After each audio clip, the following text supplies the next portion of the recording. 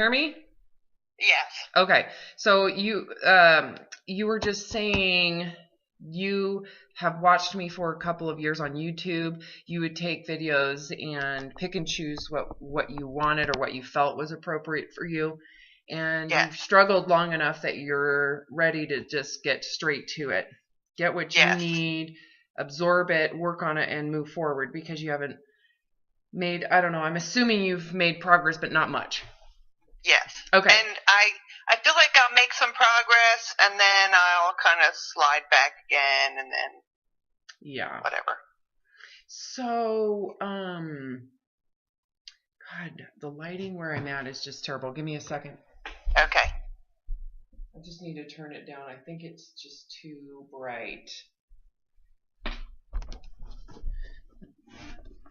Let me turn this. Okay, so then you were just saying that you need help with the HCG protocol, and you weren't sure where I am in relation to what were you saying? I'm going to let you say it. Okay. I've done the HCG protocol several times. This is probably my third or fourth time, and I do well when I'm on it. I lose great. I feel good doing it. Then I come off, and then I have trouble transitioning back. But my question is, with your videos, I'm not clear on your connection with HCG and breaking free mentally and emotionally from the weight issue. And yeah. So, and that's a great question because so many people who do follow me really get confused with what the heck is the point of the protocol if the focus is to stop dieting and to stop obsessing about your weight, whether you're gaining or losing, because the protocol is so intensely, let me rephrase that. The HCG diet is so intensely focused on feeling better about yourself and losing weight and all of what the diet community has prostituted out of it and changed the context of it. So in the approach that I take, the HCG protocol is a medical procedure, and it's not about your self-esteem. It's not about you wanting to fit into clothes. It's really not about how you shame the body you're in and are afraid to share it, and how shameful you are with the body, and then trying to feel pride in your thinness and your sense of self-centeredness in thinness. The ego of body image has nothing to do with the HCG protocol done as a medical procedure that is actually not so much about your weight as it is your endocrine system. So it's a hormonal therapy for the endocrine system that has absolutely nothing to do with how you feel in your interpretation and the subjective judgment you're making about the way your body looks and your lack of ability to live in a body and the magnified obsession with how shitty you think it feels when in reality you probably don't have major problems. Does that make sense? Oh yeah, it makes a lot of sense. There's a big difference between your decision to do this protocol and what the protocol is actually intended to do. Right. That's the problem. Right. And and for me, bridging one to the next, because I've had success with HCG temporarily. Well, but it doesn't fix the head part. No, but your definition of what you think the HCG protocol success is has everything to do with your emotional bias around thin supremacy and your fat inferiority. Even if you could say, of course I feel physically in the body, it feels better. But it's hard to even use that assessment as credible because of how the pleasure and self-gratification people get with thin supremacy in their thinnerness. They're getting high off getting thinner. That makes sense. They're getting they're getting the narcissism in thinnerness, and that is more pleasurable than the actual existence in the body. Right? And most people doing the HCG protocol are not 300 and 400 pounds. They're like 30 pounds overweight. So how different do you actually feel? And so we can say by observation, at least the observation I've done over thousands of rounds that I've observed people do, it's total self-centered pleasure they're getting out of it. It has nothing, really the significance of the physical difference isn't as significant. Doesn't mean that they don't feel physically better on it because they're getting a temporary break from the insanity of their binge episodes and their starvation episodes. They're getting the pleasure of not having to worry anymore about their weight, just following the protocol, and all this shit just happens. I mean, it's so easy. So the pleasure of the ease of it, they're getting off on that, right? Yeah, definitely. Because every morning I couldn't wait to get up and weigh myself, because each day you are like losing half a pound or a pound. And that is not, that is more stimulating the narcissism and the I'm successful, and the pride, which is very temporary and fleeting pleasure. Yes. It's not happiness. It's not a state of happiness and existence in who you are. It's a state of pleasure attached to weight loss that you're experiencing. So the HCG diet, to me, is basically prostituting the psychological illness of most people drawn to it. It is taking advantage of people's low self-worth, their shame, their apathy, their feelings of hopelessness, and it's preying on you for money. And it's destroying the credibility of the protocol as a medical procedure. And so what I've learned through the years, and what I've learned as I've observed more and more people do it, is that it's not the protocol that is wrong. Protocol, to me, is miraculous as a medical procedure. Similar to a medical procedure where someone gets a kidney transplant. Right. Like a kidney transplant, is that really something personal? Is that something that's... No. You see what I'm saying? That's impersonal. Right. You know, whether your kidneys, where your kidneys are functioning. That has nothing to do with who you are as a person. The HCG protocol and how it affects the body has nothing to do with you as a person. So the HCG diet is all about you as a person. You know, and that's where I just go, I would never suggest it. It is dangerous, actually. It can position you to have inflamed disordered eating problems. It can actually magnify body image shame issues, and it can make someone's narcissism even more inflated, because they get this false sense of I'm amazing, when in reality it's the protocol that was amazing. You know, so the way I feel about the protocol now is that it's incredible, but the person that is actually participating in the protocol needs to be in a mental space, an emotional space, to where it isn't about them. It's about the body. And so there's less stress around it. If it isn't about you, if it's not about your low self-worth and your low self-esteem and your feelings of victimization and all of the baggage you bring to the table, if it's not about that baggage, it's super easy, right? And it's very, it can be effective at rehabilitating the endocrine system that has been abused, right? An abused and overworked system. So the goal would be, for someone like yourself in working with me, would be to help you get yourself and your ego out of it. The hard part in being that you just got off of 3 weeks is that you probably had your ego all sorts of inside it. And so it's kind of hard to recover from that. Well, it's not hard. It's going to be confusing for you because you're more, I would assume, I'm going to make an assumption that to you it was all about weight loss. Yes. Even if you didn't weigh yourself, it's all about size loss. And now whatever size you lost or weight you lost now is something you have to hold on to. It's like a weapon. And so the need to keep that pleasure that was really only temporary, right?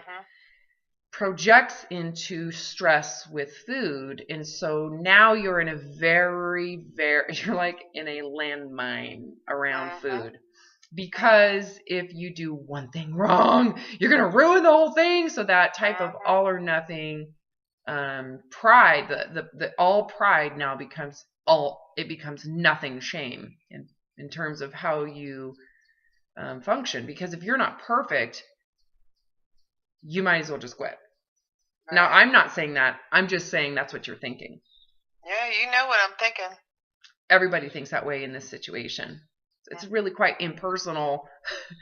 It's actually very predictable in terms of the state of your sense of safety.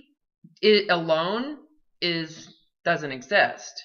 You probably feel, I can't do anything without help. I have to have some type of guide or aid to figure this out because I am intrinsically incapable. And so the dieting would then be your crutch. And so you're using to feel better about the insecurity you have with food right now that comes from your desire to hold on to the thinnerness, the weight you lost. Mm-hmm. Do you understand what I'm saying? So, oh yeah. Okay. I haven't even stepped on the scale since I stopped it because I feel okay, but I know the minute I see my number and if it's increased 1 pound, which I'm sure it has, I'm going to lose it. To explain what you're going to do when you lose it. I'll just feel like shit. I feel like I'm worthless and I just can't hold it together. And right, so 1 pound up relative is total and complete failure, whereas like 15 pounds ago, when you were 15 pounds heavier. So do you notice how your feelings of 1 pound gain from a 15 pound loss, so 14 pound loss, is catastrophic. You see how you're positioning yourself to now the weight that you've lost is the new norm. So if you gain 1 pound, it is just as catastrophic as you might as well just gain 50 pounds. Let's just gain it back. There's no difference between 49 pounds lost and 0 pounds lost. It has to be 50. Right. That's not you. That's the way of thinking that everybody who has this approach has.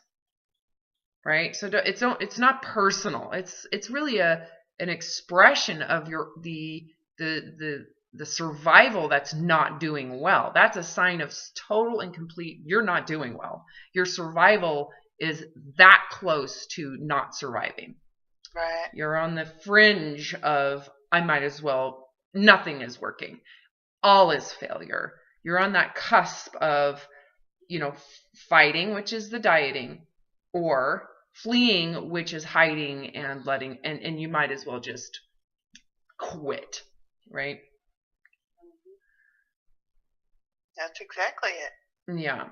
What if you just decide you don't need any of it, right? So the goal would be that you go into the fear, right? So the fear is that I might gain weight, right? There's fear around I might gain weight. And then there is failure if I gain weight on the other side. So fear of gaining weight. And then on the downside is the grief of the failure of gaining weight. But if I gain the weight back, I'm a loser. So your fear is the gaining weight because of the feelings of loss. So why don't you just go into the reality that the body's doing what it's doing, whether you like it or you don't like it? That if you eat when you're hungry, the problem, and this is an also issue.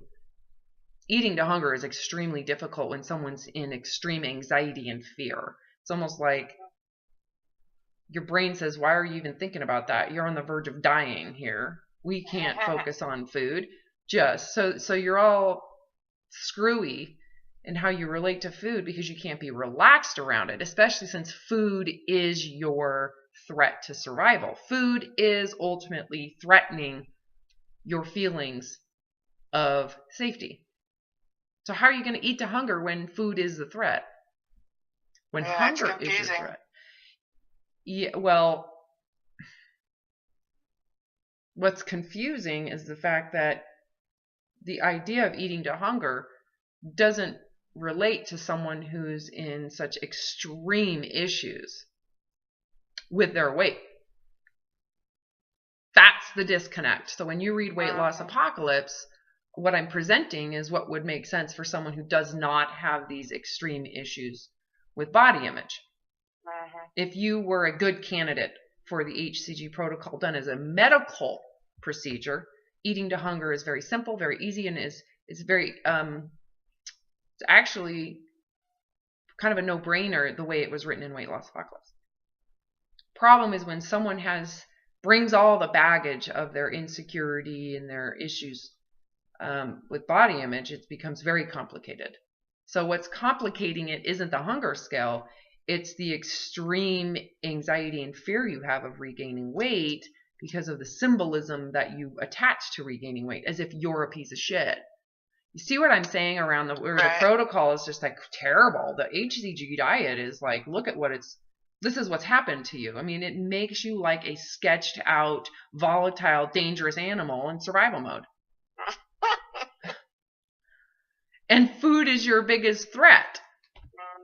So you can see how you would be all or nothing then, because if you eat bad food, everything's bad. You just ruined everything, because it's like that all or nothing is how the brain manages feelings of death, right? Your death doesn't just kind of happen.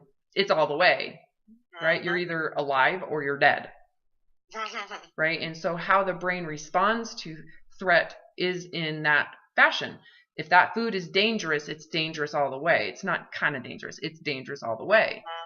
So if I eat it, I might as well just eat everything, because I've already just endangered everything. Never really considering like, well, so the problem with the dieting aspect of this is they've brainwashed you to have intense fear as if one bite is just as bad as the entire bag of bread.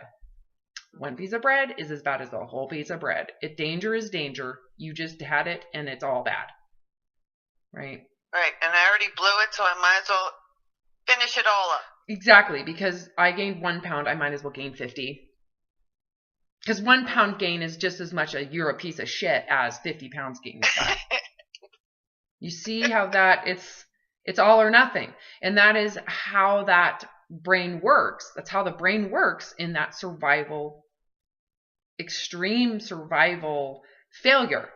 And so again, it's not you that sucks. It's actually, that's how the brain works. That's how the level of thinking works if you're in extreme fight or flight, in terms of this is all or nothing. This is death or life. You either die, you either win or you lose. So if I lost, I might as well give myself all the food I want and lose all the way before I go back to trying to win again. Yeah, because that's what it is. It's either I'm out of control, eating everything, or I'm on a strict diet losing. There's no in between. Yeah, so strict diet winning, not strict diet losing failure. So so how much time do you actually spend on the winning side of this?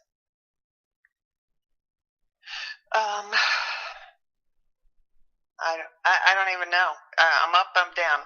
And like you said, it's 50 pounds. It's not like I'm 150 pounds overweight. I'm 30 pounds. Yeah, but notice how you're acting as if you're 500 pounds overweight. Right. Right, because that's what I feel in my mind. Yeah. When I'm up at my top weight, which is 30 pounds over where I can comfortably go down to, I'm a shithead and everybody thinks I'm disgusting and I can't stand myself.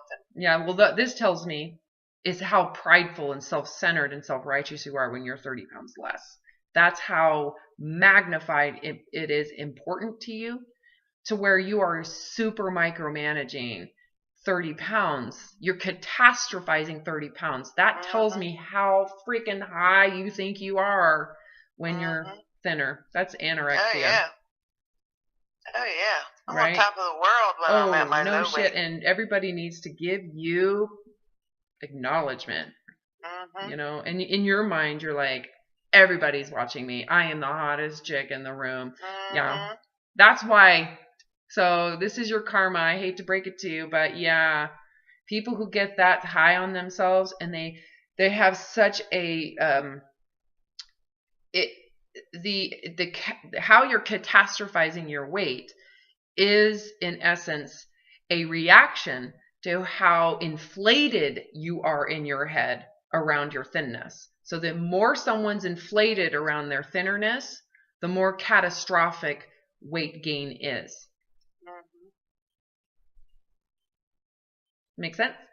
Mm-hmm. Makes sense. Yeah, you wouldn't have this type of extreme sense of inadequacy. It doesn't exist until you have an extreme sense of adequacy on the other side. The pride is ultimately the source of one's shame. So how prideful you are is how shameful you are in terms of if we want to look at it as a measurement. 30 pounds to you is catastrophic. That's how massive your ego gets in your thinness. Can you see why then you'd be so sensitive to this? Why each pound becomes obsessive? Because each pound equates to such inadequacy. So if you're not 30 pounds less, which is what is your trigger number of I am the most superior winner on the planet? What weight is that?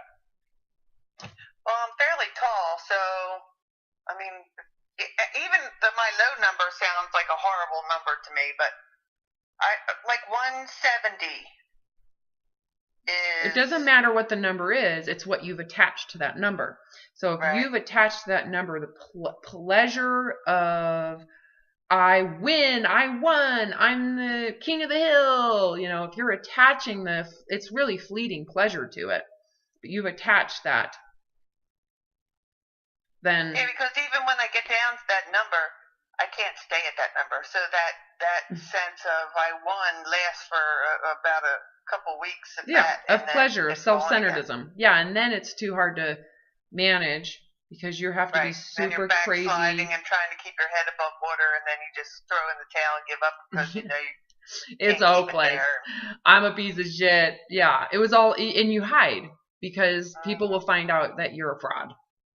You're a lying sack of shit fraud. And that's what it feels like, right? Yeah. So then you're back into, I got to do something about it. I got to do something. So you become very impulsive around the dieting. Oh, yeah. Not realizing. Planning the next diet, buying the next book. What am I going to do next? How do I get. Where am I going to go from here? I mean, my head's just spinning off my shoulders. Yeah, it's so miserable. What a miserable existence, right? And everything's about.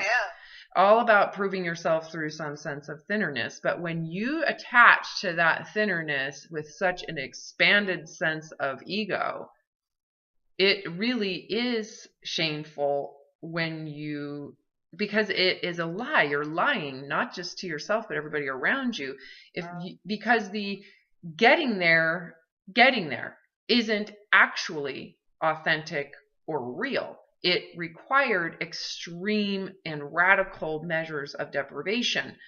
And that's something you would be embarrassed to tell people. Because the illusion of the ego is that it's real and it's me and it's authentic. And you're lying to yourself. Even if you consciously know that it's not true, you unconsciously are trying to say, it's real, it's true, it's true, I'm amazing. Look, the evidence is that I could starve myself. The evidence is that I'm amazing. But the means to the end is actually, so I starve myself. And that is something I don't want people to know. Right? Because they would judge that. It's not real if I let them know that. Make sense? Right. Yeah. So there's there's a lot of hiding involved with people who are dieting and who are thinner. They have to hide a lot of the evidence. And so anybody, I'm on HCG. Oh, you would never tell anybody that. No, and that's... No! I know. It's because it's got such a bad rap to it anyway, people... The diet, yes. HCG diet is horrible. And it's true, and this is evidence, right? You're the evidence of why it sucks is right here talking on the other side of this conversation, right? Mm-hmm. So, you don't want people to know that it's not you that is special. You want people to think it's you that is special, but in reality, underneath it all, it's you attached to some extreme modality. Mm-hmm. So when you come out with this inflated sense of pride around, look at what I've accomplished, well, you didn't actually accomplish it. Right. The protocol. Like I was cheating. It wasn't me that did it. It was HCG that did it, and I don't want to admit to people that I had to rely on that to succeed. Yeah, even though you're taking, the ego wants to take credit for it all. I am special because you've attached to the illusion of thin supremacy. The means to the end, is something you don't want people to know about it, because you want people to believe that you are special. So if you're attached to some object or some system or a practice or a diet, then it's the diet that's special. Then it's, you don't want to be attached to that. So when you say I am special, what happens then when you really struggle to manage the starvation with food? Because you're human, right? When your humanness comes out, right? The inflated sense of self is above human level, right? That ego inflation. So when you become human and you're struggling to starve yourself, the inflated self says, you piece of shit, you're not allowed to be human. It's true. So the issue really that you're struggling with is narcissism, inflated sense of self. How do you like it? How do you like the downside? I don't like it. Yeah, so what you're going to need to do is you have to not like the inflated self. That's what you have to not like. I don't want that. It's miserable anyways, and it's fake and pretentious.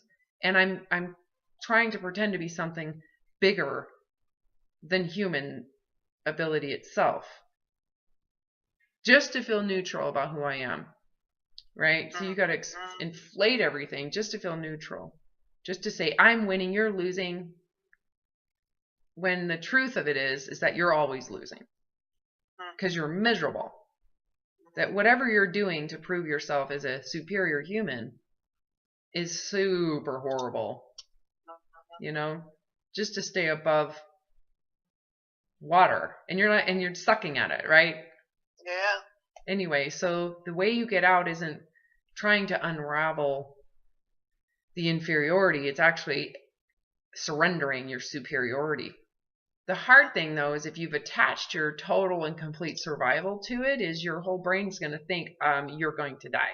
So you have to surrender. To surrender the superiority, you have to go into the willingness then, in terms of how the brain is working through survival mechanisms.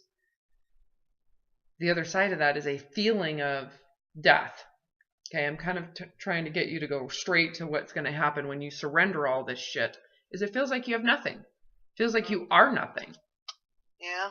That's the opposite side of the I am everything. Do you really want to have that fleeting pleasure of narcissism when it comes with mostly nothing? No. And actually, it comes with an obsessive compulsive load of work.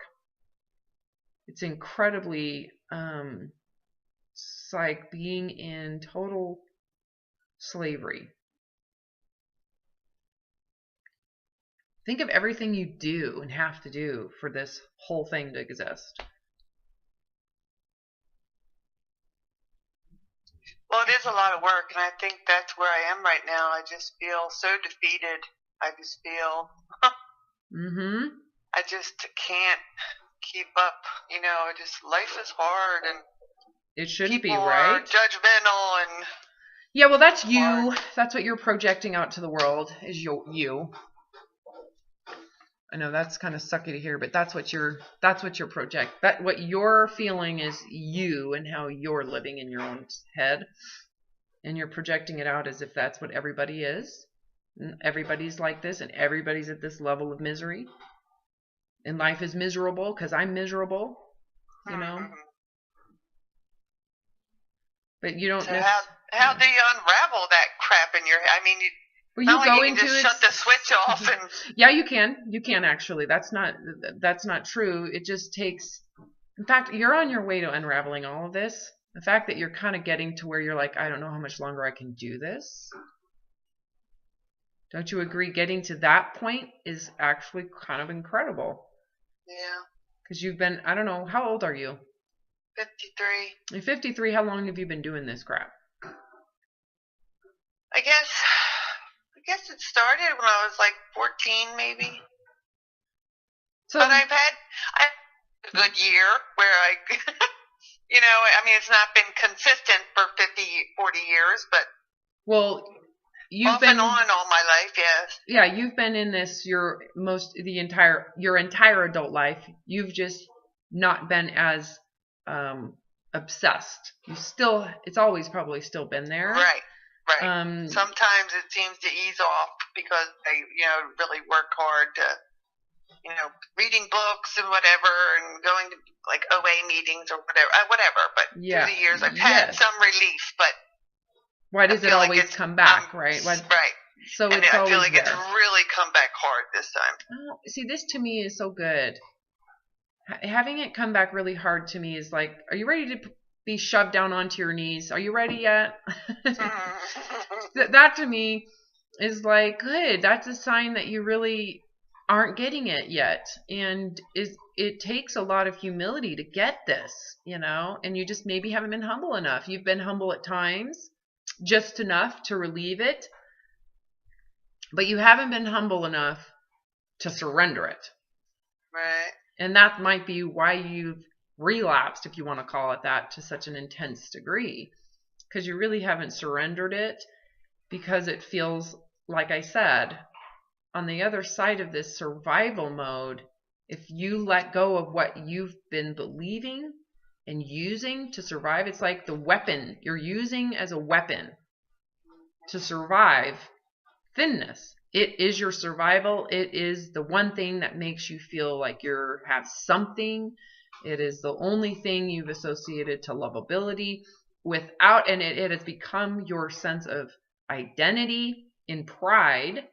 And so without it, you go into, I have nothing. The other side of pride is you are now a piece of shit loser. You get your shame.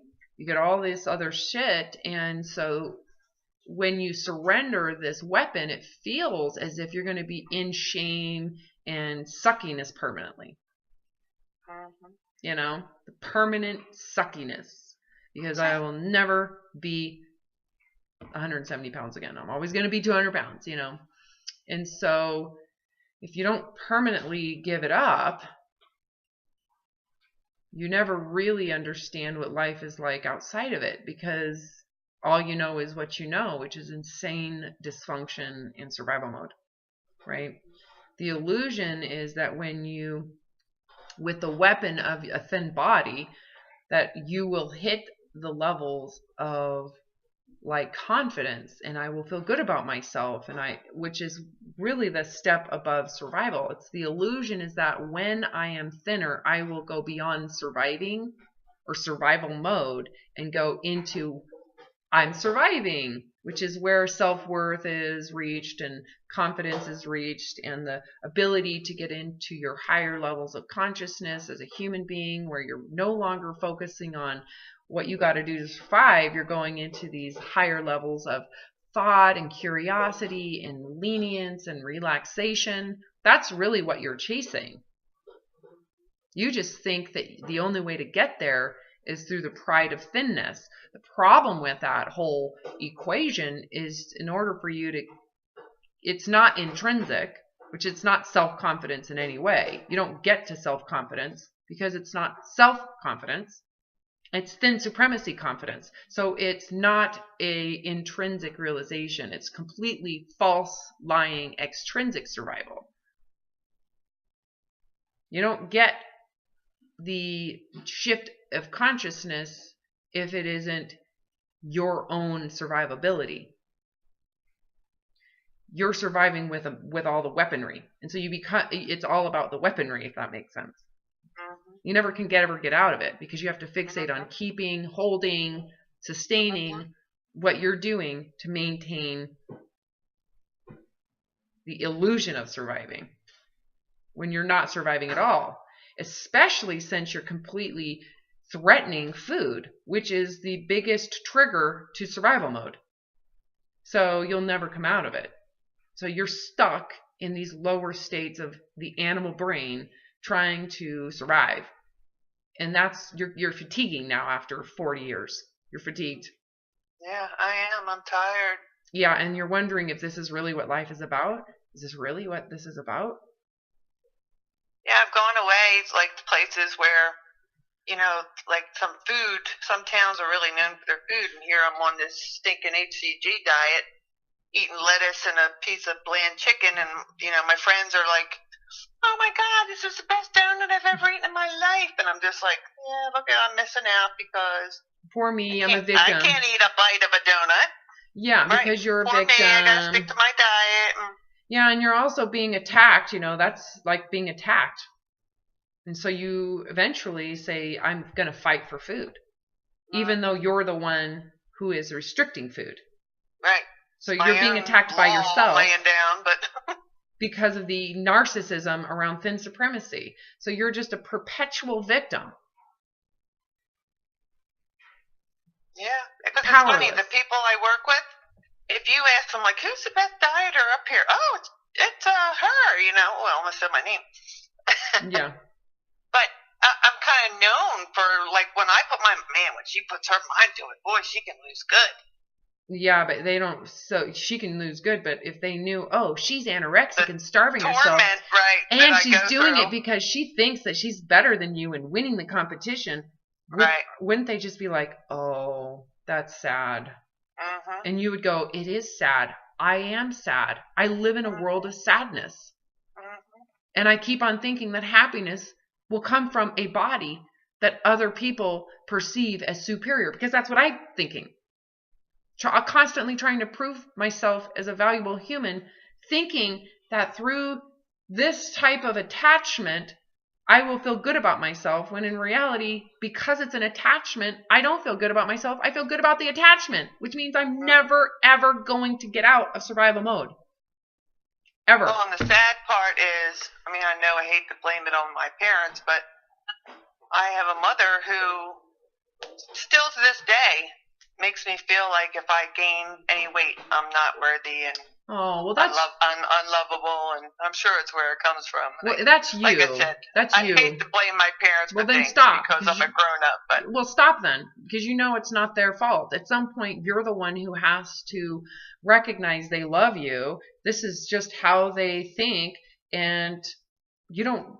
How old are you? 53? Mm-hmm. So it's not their fault. It's your fault. You're the one who's doing this to yourself. Right? Yeah, I'm allowing it to continue. Yeah. So you're the one who is staying in this level of guilt and shame and blame. You hate to blame, but you're blaming. So stop saying you hate to blame. But blame ultimately is part of saying, I don't want to take responsibility for how shitty I am. So how do I love myself? Well, really, how shitty are you? So we have to redefine, too, how shitty are you? So part of the problem is you're holding on to thin supremacy as the ultimate dogma around goodness and badness. So if we surrender thin supremacy, that will open you up to then questioning, am I really a shitty person? Of course. Oh, no, I'm not. I just feel like hold on a second. I have to prove it to people, though. That means that you are shitty. So you can say you're not, but the truth is you are in your own knowingness. Intellectually, you're like, well, I'm not trying to hurt someone. So there's all these rationale around it. If you didn't believe it, you wouldn't have such shame and guilt associated to a 30-pound gain, right? Mm-hmm. So tell yourself the truth. Tell yourself the truth. If you go into who you are, how do you feel about it? What's the truth of your feelings? If you aren't thin, how do you feel about yourself?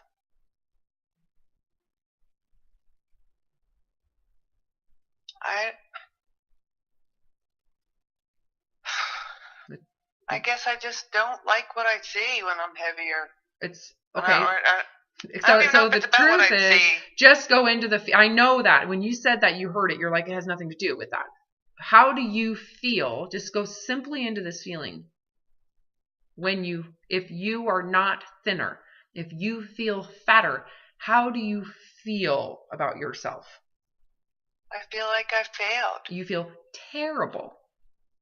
I feel horrible, like a loser. I feel inadequate. I feel unworthy. I feel worthless. I feel unlovable. I am nothing. So you've attached worth to thinness. If thinness isn't possible, okay, so the way we back out of this is by surrendering what you want to feel valuable. You have to surrender it as if it is not possible. There's no hope.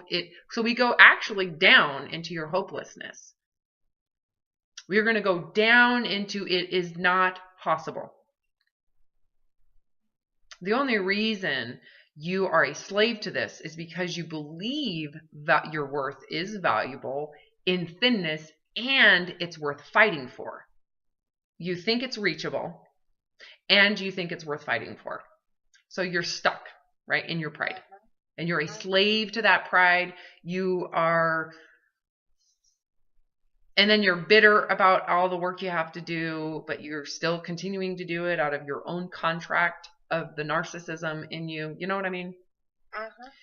So let's go into loss. Let's go into surrender to your fear and go into the actual loss of what you're doing and permanently go into loss. So we back out through loss. So what would it feel like if you were to realize there's no possible way for you to be 170 without anorexic brain damage?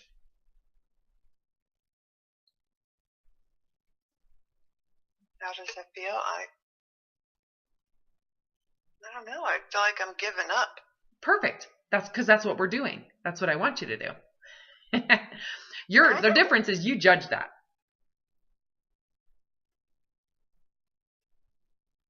You're giving up on something horrible. It's disgusting, actually. It's worthy of shame. That's what you're giving up. Why would you judge something so terrible? It'd be like giving up on a terrible marriage or leaving a terribly abusive church. You're giving up, you piece of shit, because people who give up are losers. Mm-hmm. Says the narcissist. Mm-hmm.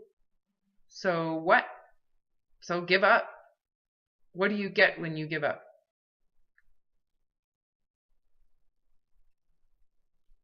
Well, I guess you get freedom if you're giving up something bad. Yeah, you are getting freedom if you give up something bad. What does that do? Allows you to move on to something different. And how would that feel?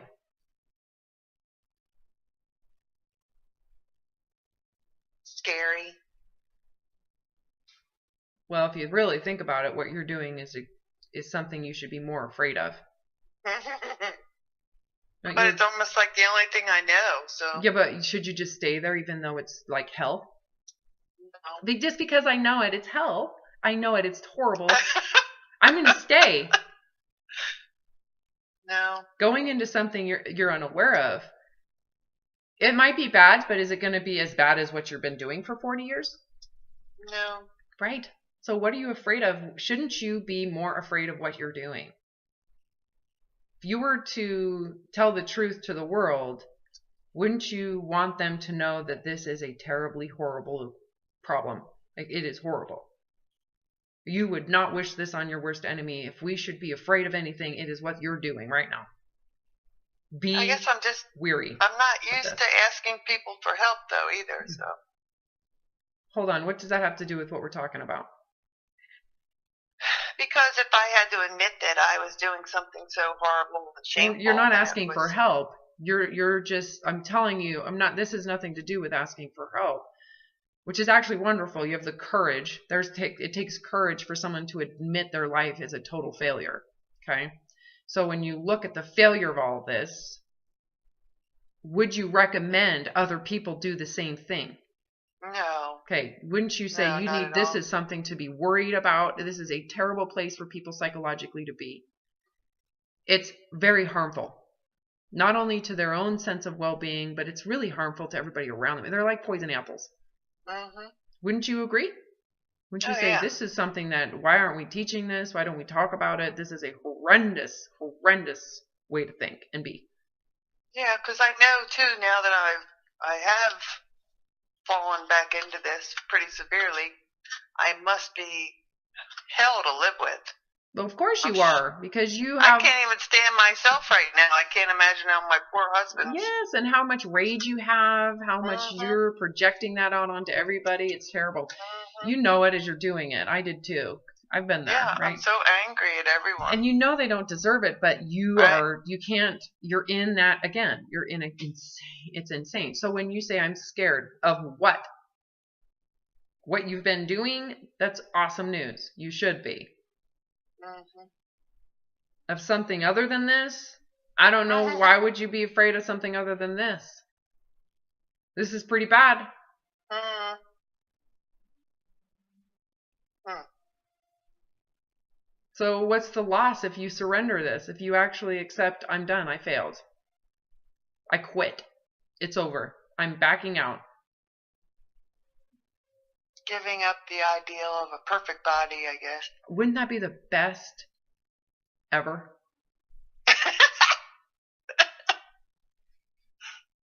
Really? Just think about that. Go into it realistically. Imagine if we erase from your purpose for the rest of this life that body. It is not required. It isn't necessary. It does nothing. It's not going to reward you in any way other than some illusion of pride. Right? If we can erase that from existence, how would that feel? Well, it would feel good because I wouldn't feel like the labels were there, or I had to measure up to something and that I'll never attain. And how does that feel? Trying to measure up. No, how does it feel to have that removed? Oh. You It never would feel... again. Other people do that. Other people still do that. You no longer have to. I think I would feel at peace. Isn't that what you thought you would feel by being thinner? Isn't that what you thought you were going to get? Yeah. But did that really actually ever happen? No. There was no peace. It was like raging war. Mm-hmm. The illusion that when you surrender that, and I want you to imagine once you get freedom from it to have to watch other people do it, how that feels. How do you feel about them? Watching people that are struggling to lose and maintain that are still, a perfect weight. Yeah, are still. So you're going to get freedom. Okay, you get freedom from this. You get set free. The shackles are loose. You no longer have to do this to prove anything. It's no longer important. So where you're at right now, if you even gain 15, it is irrelevant. It is not your purpose. It was never to begin with. How does it feel to know that you are free, but then to see other people still stuck in it? How do you feel about that? I would feel sorry for them. I know I do. It's sad. It's miserable. Even in the moments of their fleeting pleasure of pride, I feel like I just know what comes after that, and it's sad. It's super sad. And the fact that they are so attached to the body image in such a massive way, it has eliminated all of the rest of life. And so life is their thinness. It's really sad. We're actually experiencing what it feels like to be in the grief of that sadness, because you know how horrible it is from the inside. You've been there before. And so when you see someone doing it, you just go, oh, I feel bad for them. It's like seeing someone stuck in jail willingly. You're just like, you can leave. No, I need to stay here. No, you can leave. No, I don't want to be a loser. I promised that I was going to be that I'm not a quitter. Well, you could just quit and you have your freedom back. You have your autonomy back. You have your own sense of being back. You're not a slave to the system anymore. You don't have to do it. No, but I want to be seen as cool and special. So I'm in my special box, staying here without a life, living in this fictitious world in total coma. I'm awake, but I'm in a coma to prove myself as a better human being. And it's just sad. So again, go back to how would it feel if you were given total and complete freedom from ever again having to worry about the size of your body? How would that feel? It would feel like I was given a gift, and I would feel, I don't know, like my brain would be untangled and lighter. Yeah, like you can go on with your life in safety. Like life should feel in that space like I could be creative. I could think of other things. I would develop myself. There should be a sense of, first, a sense of unknowing. Like I don't know what I would do. But then there is this open, vast space of possibility. I could really develop a sense of talent and just personal growth, right? Because you've never really been able to personally grow. It's always been around recovering and trying to survive, right? So you're never really hit the 0 point. You've always been sustaining in a negative place where everything is on the negative. You're just trying to get to 0. And what you're feeling is, oh, well, when all this is gone, I'm at 0 and there's nothing but positive change in front of me.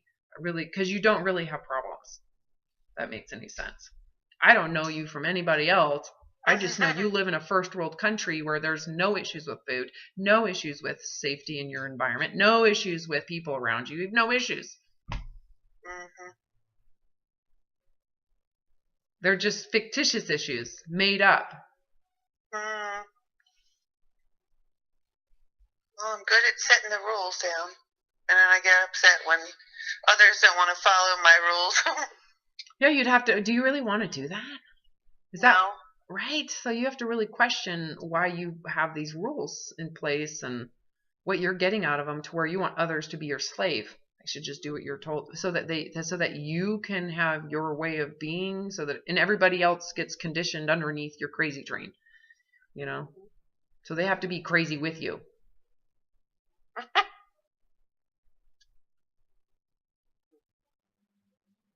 Going back to what would happen if you just surrendered all of this. How would it feel being in a room with someone who's thinner and hotter than you? It would probably make me uneasy. Hold on, but you've surrendered all of this. So if it makes you uneasy, that means that it's your job. You still have to do that. You're the one who has to win. You have to, So that would be the feeling you get when you're still where you're at. So the uneasiness comes from existing the way you do. So again, go back into what would happen if you no longer had to devote your life to being thinner. You're free from that devotion. You never again have to do it. The weight of your body doesn't matter. It's no relevance. It doesn't matter. It's gone. It doesn't exist for you anymore. You get freedom. Okay? Tell me how that feels. To see someone else? To feel free. The freedom. To feel free. The right. freedom from this being your purpose. I feel happy. It should feel amazing. Right? Yes. So when you go into a room and there's someone else in that room who is ball and chain to their thinness, they're obsessed with it, that's all they think about, that's what they're promoting, that's who they are, that's their purpose in life, how do you feel? I feel sad for them that they're still in the midst of that. Oh, do you feel uneasy? Do you go into the, oh my God, they're better than me? Right? See the difference between your first answer and your second answer? Yeah. You go, oh, it's so sucky. Really, the illusion with that is that they're better than you. Like they have something you don't. Mm-hmm. Well, look at the reality. Someone like that, what's reality for them? It's a sad existence. It's sad. Mm-hmm. Is it something we should be promoting? No.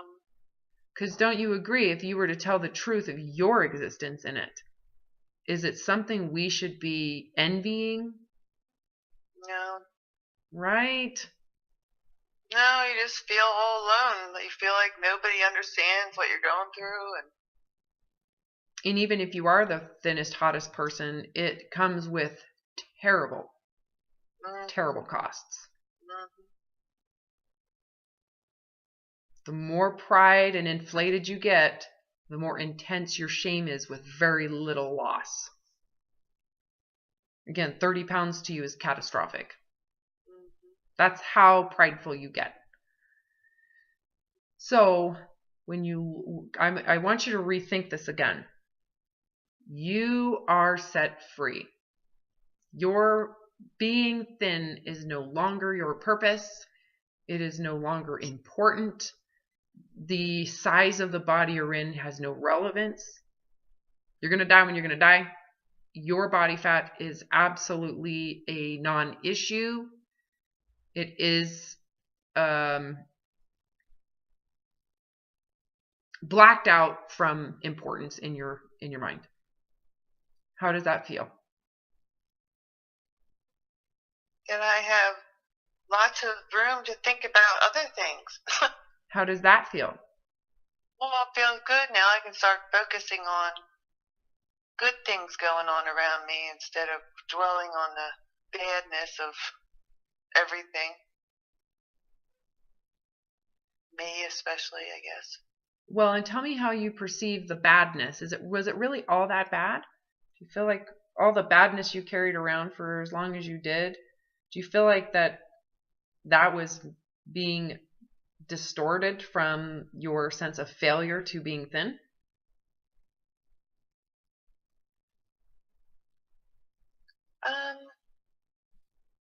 Say that again. Well, you said it feels like I can be positive. There's goodness. There's all this freedom, right? I can let go of all this badness. Well, I guess badness, the feelings that I have about myself that I am not measuring up. Yeah, but don't you agree that feeling of badness and not measuring up, you project out into the world? Right. Yeah. Right. Nobody's telling me that. Yes. You are that, therefore everything around you is that. So if your body image, thin, fat, anything in between is blacked out from importance, it is irrelevant. How does that feel?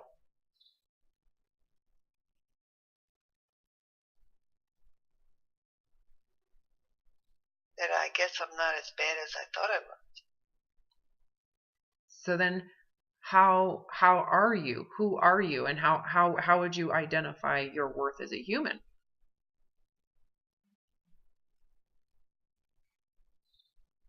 I am a good human. Right? Isn't it kind of inherent to your existence? Yeah, I just have to start believing it. Well, it's not. It's just really just recognizing it. It's always been there. It's not like you're a different person. Same person. You know? That's true. You just now recognize it. It's really just recognizing it. Oh.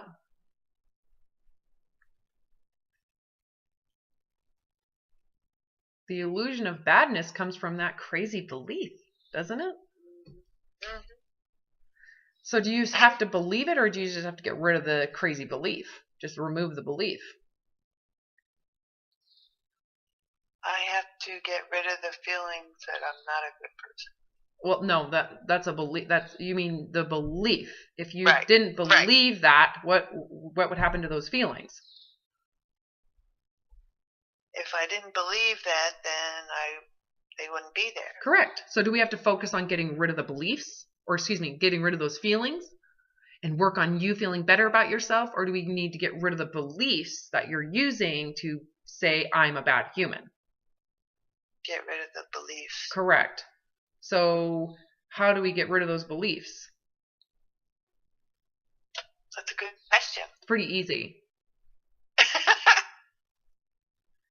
So you have to look at what you're getting. What's the illusion? There's a payoff, right? If I believe this, I will get that, right? Most people who internalize beliefs don't do it realizing that what they're holding on to it for is not true. Like, you believed thin supremacy thinking it would bring you pride. And that through that pride, you would feel relaxed and free, right? Well, and I think, too, if I could convince other people, I would get their admiration. So I guess it's a way that I was trying to get approval from others, because they thought I was amazing for being able to lose weight or stay thin. Or that's like, and ultimately that is the source of the problem, is believing that other people validate your value, that if they see your value, then you are valuable. Problem with that is, again, you'll never actually get to that higher state of calm and freedom, because you are now a slave to other people's validation. And that means you have to be aware at all times what they believe and what they perceive as valuable. So you have to know what their favorite colors are, their favorite music, what their politics are. You have to adapt to yourself all the time to what they think is true. If they like blonde hair, you got to dye your hair blonde. If they like this religion, you got to become that religion. So you constantly have to be aware of what other people's, narcissism requires, and you have to become that narcissistic supply to that person for them to give you validation.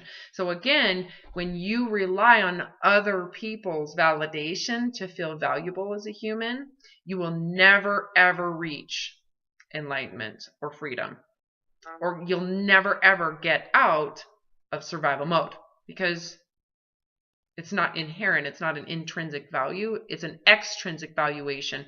So in a way, you're saying, I'm seeking self-worth by getting someone else's approval. Do you see how that's not self-worth? That's other people's approval worth.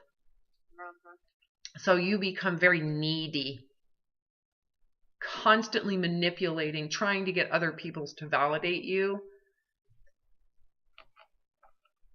And obviously the most important thing you've used is, I can get that if I'm thin.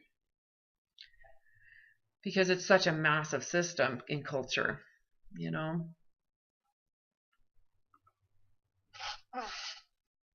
So you'll never get freedom. So what is it that you're looking for? In reality, you could say, what I've been looking for is freedom this whole time.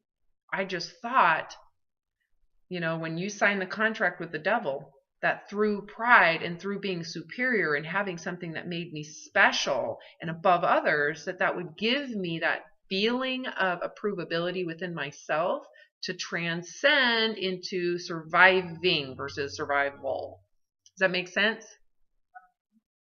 And unfortunately, you're now witnessing that it never really comes to fruition. You're stuck constantly in seeking approval. And if you think the gate opens when you're thin, it doesn't.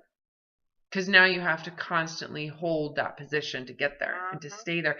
And you are, again, and the more thin you think you are, the more pride you get in it, the worse off the shame gets. So you get further and further away from surviving and further down into survival mode.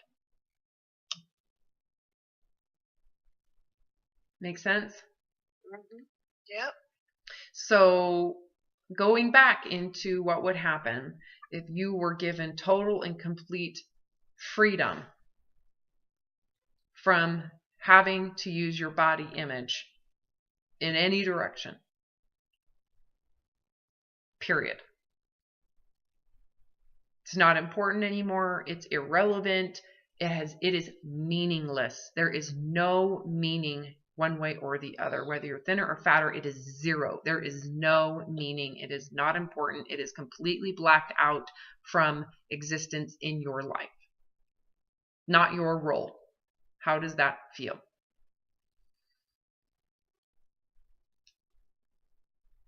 I feel like it would take away the anger, the unhappiness that's inside my head. Mm-hmm. Isn't that what you thought being thinner would do? Mm-hmm. But what we're talking about is getting rid of that from importance. Depressurize it. It doesn't exist. It's not important. Notice how that literally, even just thinking about it, it is changing your chemistry. Like you can feel how different it feels. There's a physical freedom in it, isn't there? Just thinking about it. It's like, oh my God, I can breathe. I feel this sense of like I have a life, and it feels easy in just thinking about it. You can just in thinking about it feel what it would feel like to be set free from giving a shit. Either direction. Remember, it doesn't matter either direction. So no matter what your weight you are, it's not important. It does not have any bearing in reality. So even if you were thinner, it's like there's no attachment to it. So it is nothingness. You wouldn't think about it. You wouldn't care about it. It's not promoted in your mind. It's not relevant. It's no different than being fatter as being irrelevant, not important, not being demoted. It's like saying whether my toenails are painted or not, it doesn't fucking matter. It doesn't affect me either direction. It's not something I would promote or demote within myself. And it saddens me to see someone who is doing this, who even just, it's like they're in this cloud of insanity for nothing. It's like you're in a coma. Even though you're awake, your whole life is in a coma. Nothing is actually being done. You're actually doing nothing in it. You're either stuck in a state of paralysis, or you're stuck in a state of pride, which is self-centered over nothing. Like, what are you getting out of your self-centered pride and thinness? What is actually that doing? What is it doing? Nothing. I'm still the same person. You're still in a coma. Yeah. You're just fixated on it. You have no progress. There's no growth. There's no improvement. There's nothing. Absolutely nothing occurring. It's a freaking fantasy. It's kind of like being on Facebook or having a social media and having a bunch of likes. What is that actually doing? Nothing. It's just inflating your sense of the idea that you're surviving. But do you really get the freedom of survival? Of actually getting into a place where you feel safe and it exists and it's intrinsically existing? No. You don't get it. It's a fantasy. So again, what do you want? If you look at what you were trying to reach through thinness, does it work?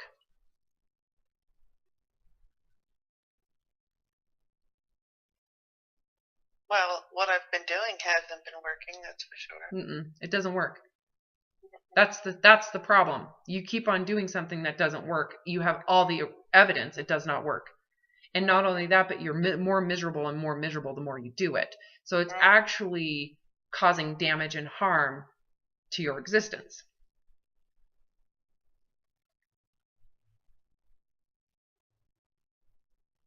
So remember when you're like, yeah, but I'm quitting. And I was like, good for you. That's what I did too. I'm a quitter. Right? So what would happen? I would... Go ahead. I guess I would just survive and not have to be fighting all the time. Yeah. You're actually there. You did it. Nothing's really wrong. You don't really have any issues. Right. It's amazing when you look at holding on to some illusion, right? It's a lie, to be honest with you, that you're going to reach these states of well-being when you're thinner. It's a lie. It is an absolute lie. You've been trying now for 40 years.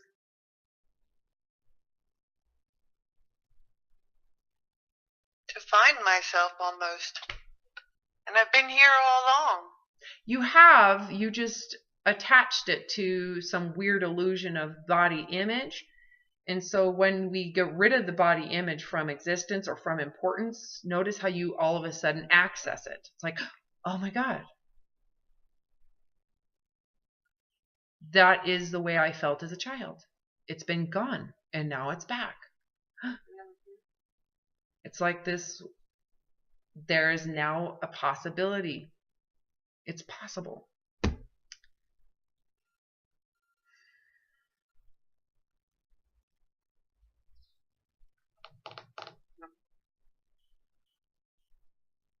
What do you think would happen to all this strain and this war that you've carried with food and dieting? What would happen to all of that if, again, your thinness was irrelevant? Fatness and thinness became completely irrelevant. What would happen to feelings of fear around food? They'd be gone. What would happen to the intense shame and guilt if you ate something? I wouldn't feel intense shame or guilt. Yeah, because what would happen to the whole idea around good and bad food? There wouldn't be any kind of good or bad food. There would just be... Because that only exists within supremacy, right? So if you get rid of that, if it's irrelevant, if it's meaningless, it's purposeless, all of a sudden the whole concept of good and bad food is also purposeless, meaningless. What's the point of that? There is no point. Mm-hmm. So because there's no good food, that means there's no bad food. So if you eat, all of a sudden, is there any reason to be afraid? No. What happens to the anxiety around food? It just goes away. Yeah. And it really makes food like ho-hum, whoop-de-doo. Mm-hmm. Mm-hmm. Only because we live in this first world environment. Again, if we were in a third world environment, your behavior and thinking around food, especially if people are taking your food from you, would be exactly what you're doing, which makes it a really big deal. It's food, the relationship we have with food becomes extremely magnified when our food is being threatened. So if you're not having to be thinner, what happens to your threat, the threat of food? It's always there.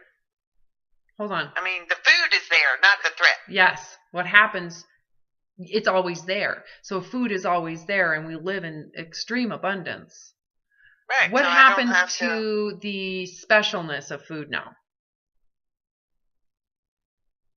It's not really special. It's just something you do day to day to keep on living. Yeah, it tastes good.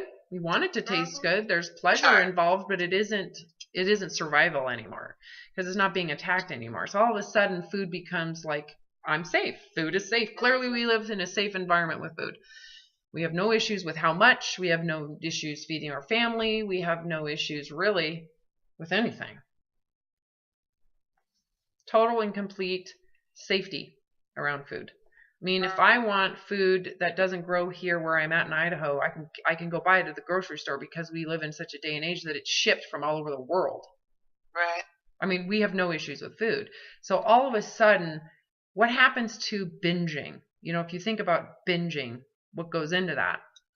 I've done something wrong. I shouldn't have done that. I ruined it. I might as well. What happens to that whole process? I guess there would be no need to binge either. Right? There's no point to that. That just doesn't make any sense. There's no sense in it. It only makes sense if you're trying to lose weight or you feel bad about your weight gain and you've got to fix it and you're supposed to be strict. And then, because why else would you feel like I have failed by eating? What are you failing if you eat? Nothing. I know. So binges just completely, they just go away. It doesn't take work or effort, to be honest with you. It's effortless. So, in essence, do you think people binge because they know their next diet's looming, or always? There's always, even if you're not on a diet. So that some of the largest clients I've worked with who are chronically binge eating, they feel I shouldn't eat. So even if they are completely eating, they believe in their heart and soul they should not eat. So they are living in perpetual state of wrongness with food. Where else would wrongness come from? Where does that come from? The rules that you set for yourself? Yeah, or the diet has set for you that you dogmatically follow, believing that I am wrong in my fatness, therefore food is wrong. And they get into complete and total paralysis as they get larger and larger, and the thin ideal becomes more distant from their existence. They go into apathy and hopelessness. Mm-hmm. Anyways, so again, it's almost like the food issues are there. They do exist, but only when you are threatening food. Like when food is bad, you can't eat it. It only exists when food is your enemy. So as long as I believe that food is neutral, there should be no attachment as far as good, bad, whatever. Yeah. Then I should be free from it. Yeah, but the only way you become neutral about food is through giving up what? The belief that I need to be thin to be approved by others. Yeah, and which removes the feelings of shame that you have about your own body, which then removes the feelings of shame with food. See how those two have become intertwined? Mm-hmm. And they shouldn't be. How you relate to food is really around, think about how you would feed a child. They should eat when they're hungry. That shouldn't be something they have to negotiate and argue to do.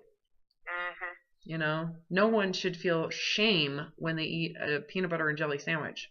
That's ridiculous. Mm-hmm. Nobody should feel shame. I don't care how fat you are. Right? Mm-hmm.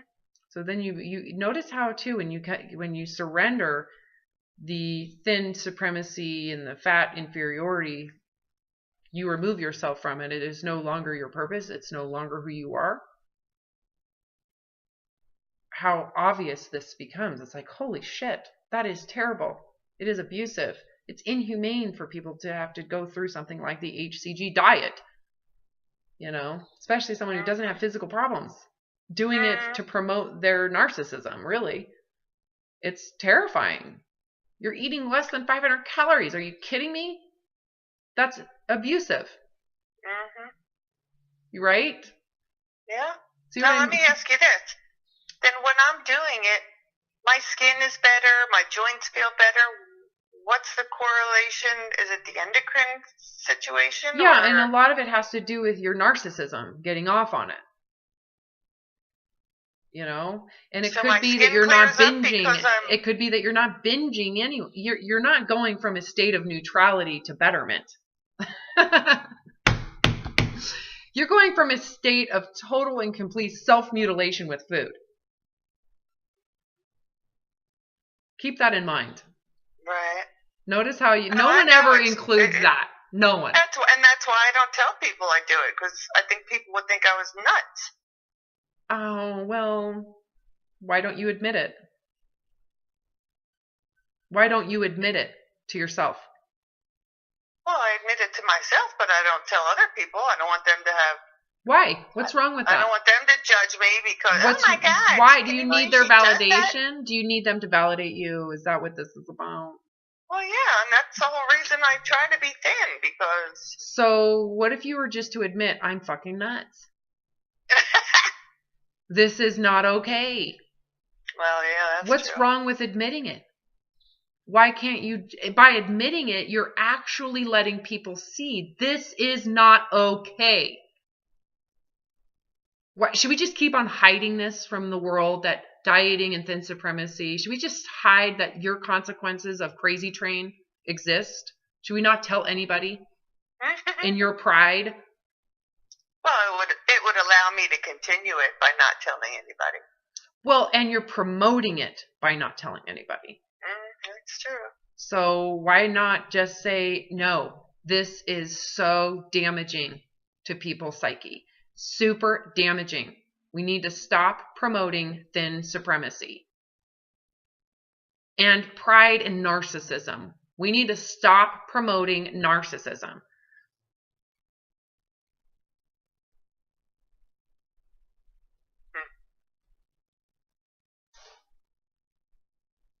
So what if they think you're crazy? Maybe you should let them know.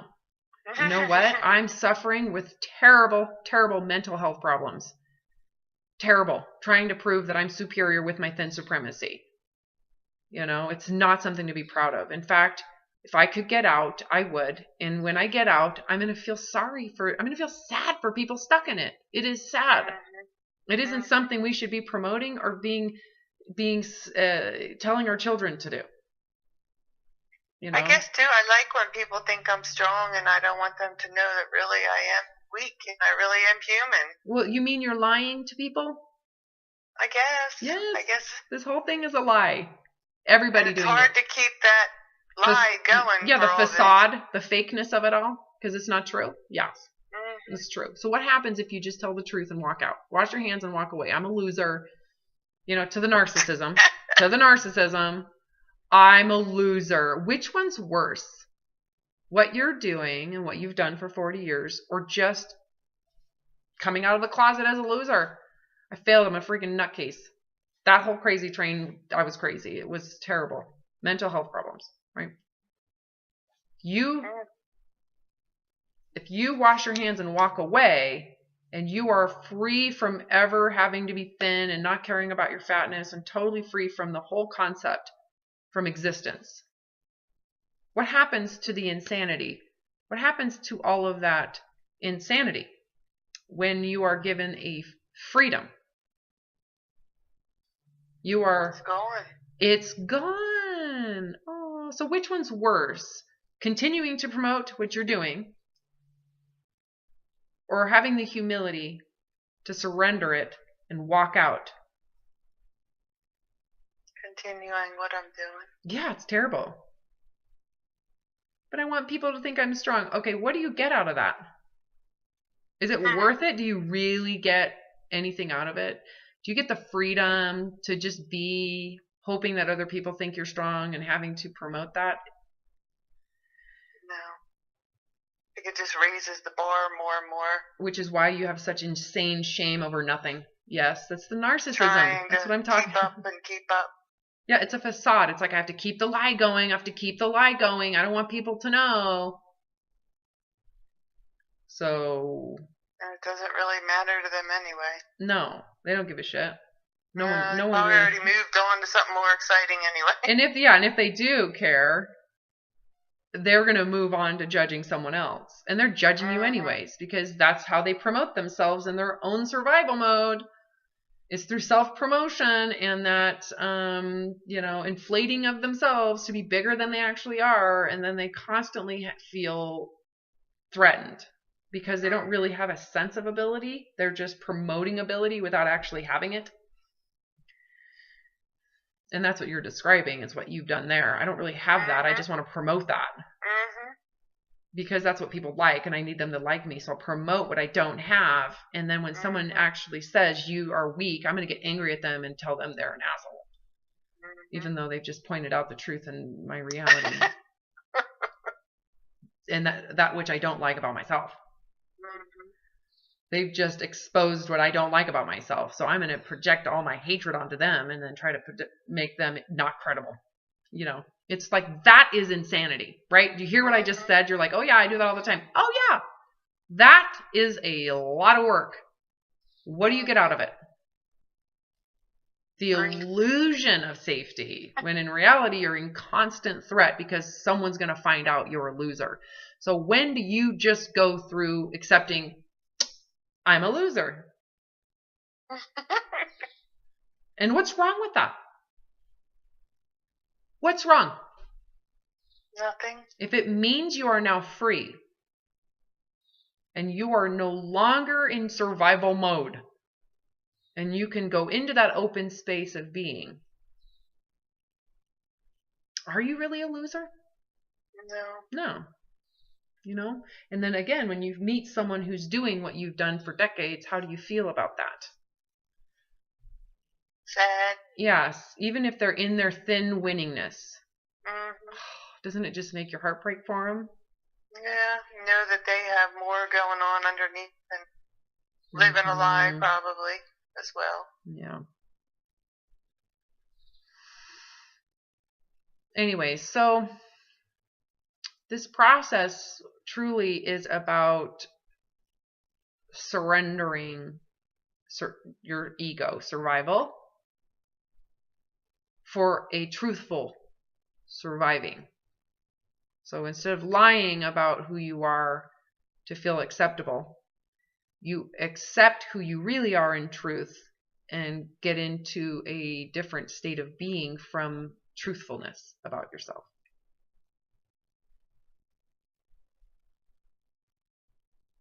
Sounds simple. It is. It's so easy.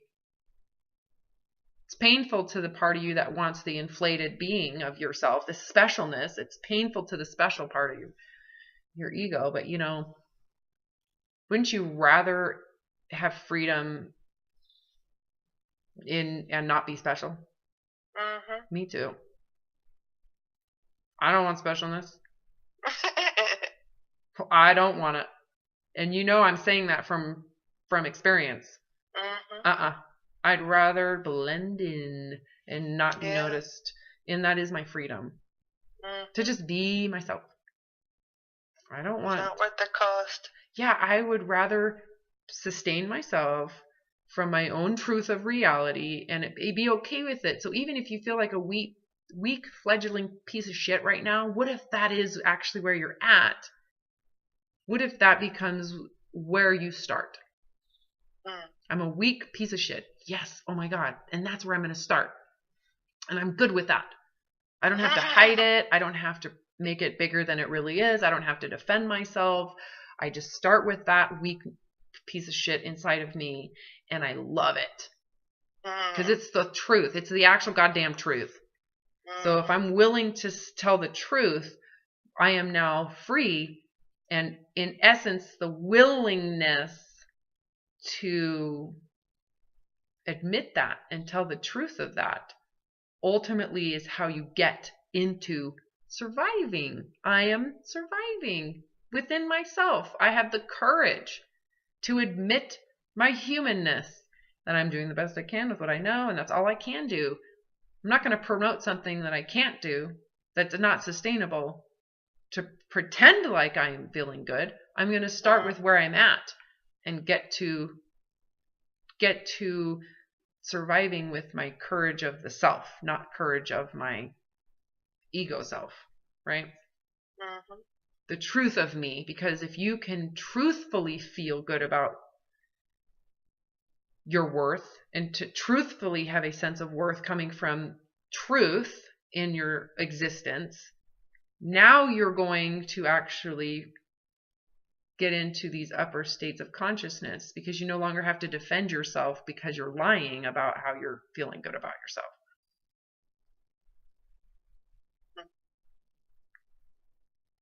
It's nice to have a starting point. Yes. So I don't expect you to get this. I don't expect you to have this conversation and go, oh my God, Robin, I'm so enlightened. I'm like one with nature. I love everybody. I love myself. I'm like feeling the trails. I don't expect that. Okay. I expect you to be done with this conversation and go, what the fuck was that? Right? You know, because there's so much, there's truth to it in certain areas you're going, oh my God, this is really true. This is true. And there's you've had feelings of freedom in it. Like, oh my God, if I could let this go, that is what I get. I get that benefit. Oh my God. But then there's the reality of all of this shit bag that I'm carrying around that's just sitting right here. It's sitting right here. It's still there, right? Mm-hmm. But why don't I try to lose 10 pounds before I do this? But I just lost some weight and I want to make sure I don't regain the weight and then I'll accept my weight. You know, there's all that stuff still going on in your head. So from this consult, the goal is that you just germinate and you chew on this for a little bit. The goal is that your body is given freedom to be its authentic self. Whatever you're doing, if it requires you be obsessive compulsive around your eating, is it really truthful? Your weight. If the weight you have requires obsessive compulsiveness to maintain, is it truthful? I don't know. Well, if it requires obsessive compulsiveness is to maintain, sounds like it's a lie. No, right. It's not true. What is Right. the truth of the body you're in if you do nothing? It's going to do what it wants to do. Yeah. You're going to have, if you want freedom, if you really want freedom, you might want to open your eyes to what that is. Because the body's going to do what it's going to do. Based on genetics. Mm-hmm. Millions of years of evolution in DNA. It's doing what it's doing. You really don't have much control over it. The illusion of having control is why you're insane. Right? So once you surrender that, what do you think happens to this anxiety and fear right now that you have around food? It's gone. Yeah, because you might as well just accept that by eating like a normal human being, the body is going to end up being normal. Can you accept normal in exchange for total and complete freedom from this shit show that you've been living for 40 years? Yes. I want Right? to be normal. Well, then you have to be okay with that. You have to decide, I'd rather be normal. So if I eat normal right now, based on, following the protocol, and I gain weight, I'm good with it. In fact, what I'm going to suggest for you right now is to assume you're going to gain weight right now. Just go into that, accept it right now, and the willingness to allow the body that if that's what happens, you're giving it, you're going into that willingness because you get a reward. What's the reward if you are willing to gain weight? Freedom from the insanity. Yeah. And then once you find out where the body naturally resides, you get to think, can I accept this? Can I accept this plus or minus 5 pounds of natural positionality, right? My body stays around 3 to 4 to 5 pounds within the same range. Every month I have my period, it goes down, I can't hold water, Mm-hmm. It's naturally maintaining and sustaining itself without any effort on my part. Nice. Freedom, right? Mm-hmm. So what's that going to be like for you? What if that weight is 5 pounds to 10 pounds heavier than you are right now? I'll have to accept it. If you want freedom. Right. So then the question is, if you want to form it differently, would be, are you willing to gain 10 pounds to be permanently free from having to overly restrict and binge eat?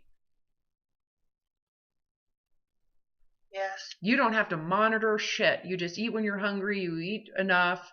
You'll never be deprived. You'll be able to have the freedom of eating what's around you. Would you be willing to gain 10 pounds permanently, forever, for that total and complete freedom from caring? Yes. Right? How easy is that? How easy? Mm-hmm.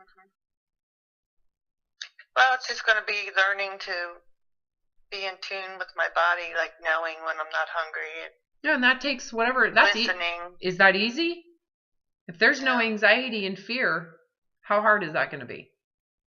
Well, I guess once the fear and anxiety is gone, I can read the real signals and not have them crossed with all the Right? imaginary rules I've made. Yeah, and how do we get rid of the fear and anxiety? Believing that I'm worth giving all this crap up for. Surrendering the thin supremacy. I don't have to be thinner.